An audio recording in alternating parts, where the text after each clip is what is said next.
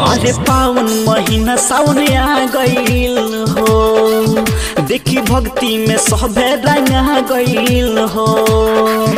अरे पावन महीना सावन आ गईल हो, देखी भक्ति में सभे रंगा गईल हो। सबे चले हाली हाली जायला भोला के दुआरी, सबे चले हाली हाली जायला भोला के दुआरी। देखी भक्ति में सबे डोल रहा है, कांवरिया बम बम बोल रहा है कि चिलम से धुआं निकल रहा है। कांवरिया बम बम बोल रहा है कि चिलम से धुआं निकल रहा है।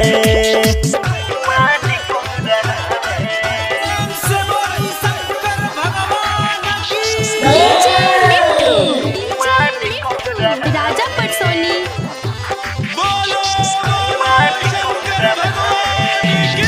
बाबा की बूटी हसुना ये चाचा, महाद लड्डू चार दम हो। दूर हो जाई हरानी परेशानी, काम करी जही से मधम हो। ए बम सुनी बाबा की बूटी हसुना ए काका, महाद लड्डू चार दम हो। दूर हो जाई हरानी परेशानी, काम करी जही से मधम हो।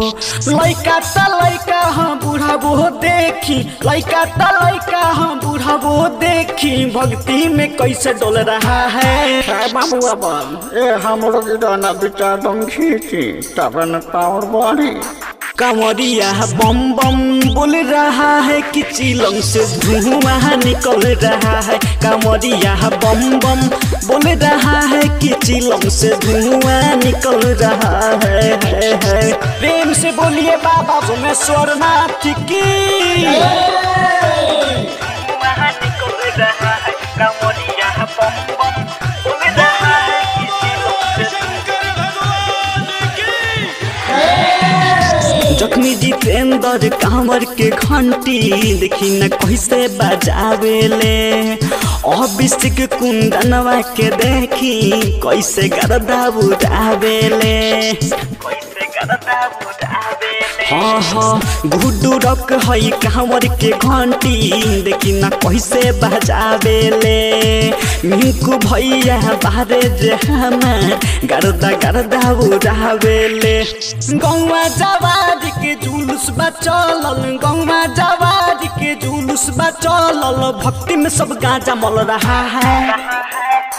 ट्रैक्टर पर डीजे बज रहा है, चिलम से धुआं निकल रहा है। ट्रैक्टर पर डीजे बज रहा है, चिलम से धुआं निकल रहा है। धुआं निकल रहा है। माँ भवानी रिकॉर्डिंग स्टूडियो भवानीपुर।